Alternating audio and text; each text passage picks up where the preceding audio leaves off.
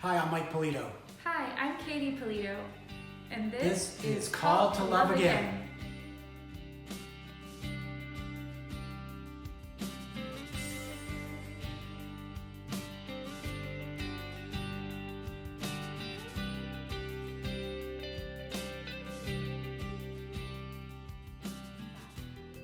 Today we're going to go a little deeper into our discussion on the definition of marriage.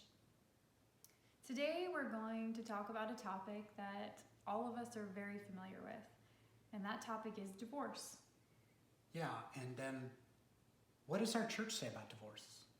Do we feel accepted? Do we feel still a part of the community in which we were maybe there for years as a family, as a married couple? What's the church telling us, Katie, these days about? And what's Jesus tell us about this?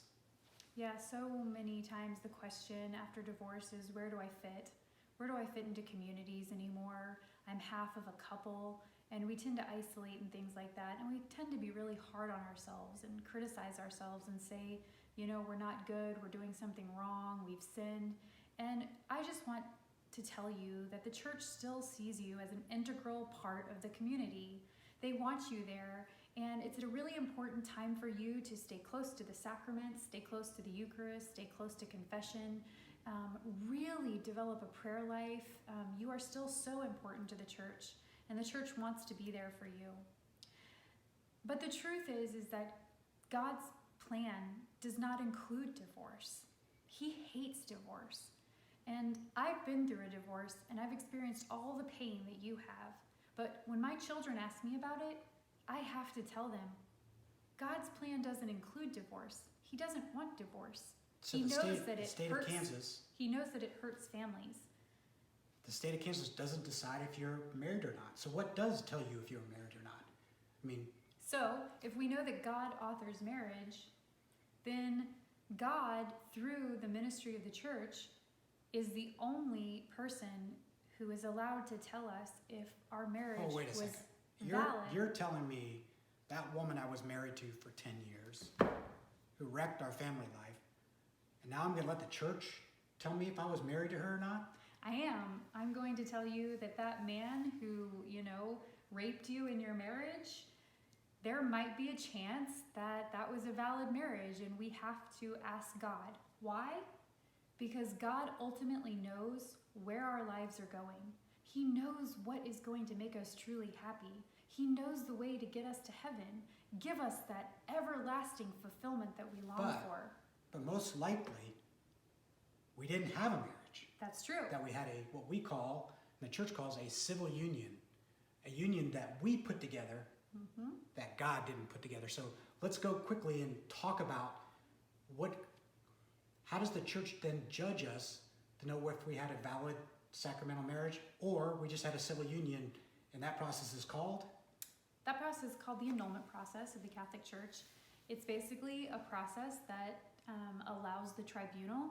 So And who's the tribunal, real quick? Tribunal is a group of, usually it's all priests who are trained in canon law. So they're lawyers. They're canon lawyers. But lawyers in God's law. And psychologists, yes, in Yep. God's law, that review the case. And you can learn more about that from your priest.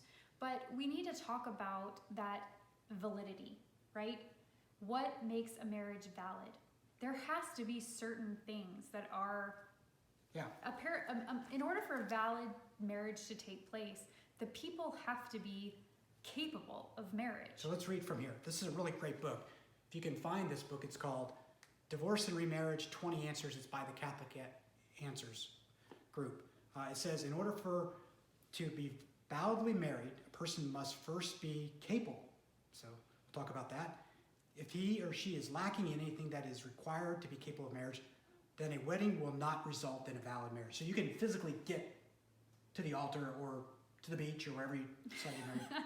And then, so if those things aren't in place, then that marriage is grounds for an annulment. Right. Basically, the church saying that marriage never took place. It was never valid to begin with.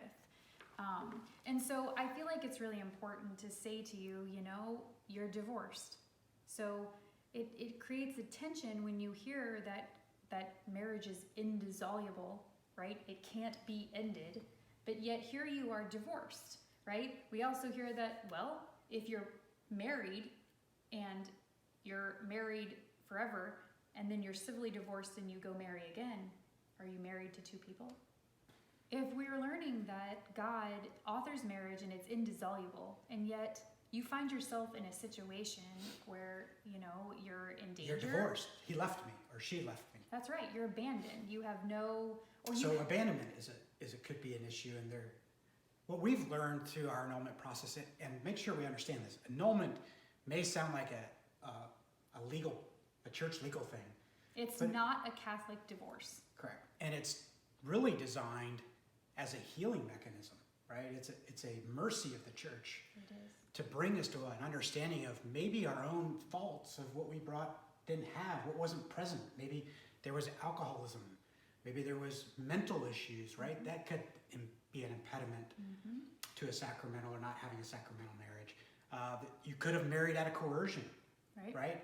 Or a great fear that you didn't even really know that you had. If you're married very young and you were afraid of something, like maybe you were afraid of your parents and you had to leave home. Like small things like that can really grow to be big problems. But and that's what the church does. It helps you work through those. You do some narratives, and in that process, you have an advocate, much like an attorney, that helps you through this process. And so we'd encourage you, if you haven't been annulled, to look into the process. Go talk to your parish priest, and you have to be annulled in order to enter into any other relationship, because until annulment's granted, you are still married, right. And so you're committing, a sin of adultery, and who wants that? Nobody wants to date somebody. Sin, right? And it's also a lack of freedom too if we don't have an annulment. So that's right. So, to enter into another relationship, you need to be free and not impeded by your old marriage, right? And also that person that you are having a relationship with needs to be annulled too before they can see clearly what God's plan is. So we really look at the annulment process as a way of finding freedom and healing. Yes.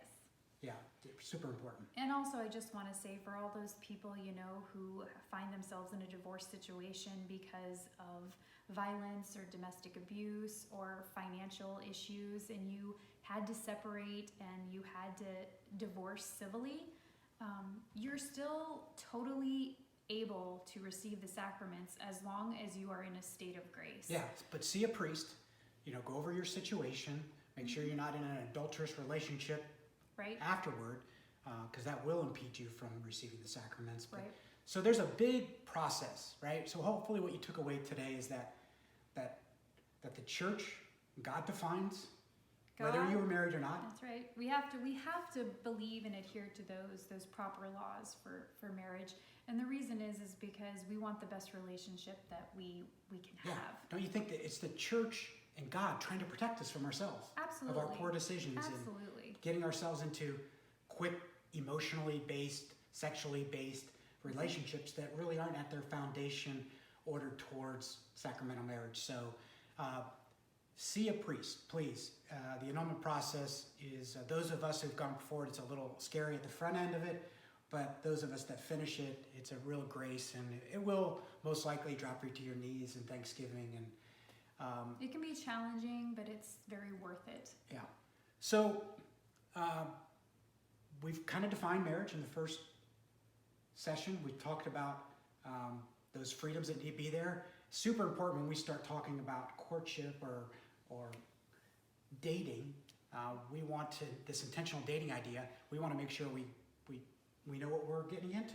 Absolutely. Right? So come back next video, and to finish up this series, we're going to talk about this, how to get into a sacramental marriage, and what does a sacramental marriage look like, because it wouldn't do it justice if we didn't tell you some real good examples of day-to-day life of what it's like to be sacramentally married.